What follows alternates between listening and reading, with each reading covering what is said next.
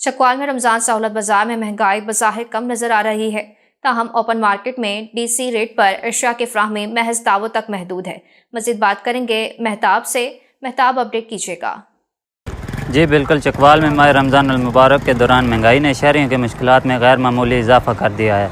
Open market में अशियाए खुर्दनोश की कीमतें मुसलसल बुलंद सतह पर हैं, जबकि सस्ती अशिया की फराहमी सिर्फ रमज़ान सहूलत बाजार तक महदूद दिखाई देती है।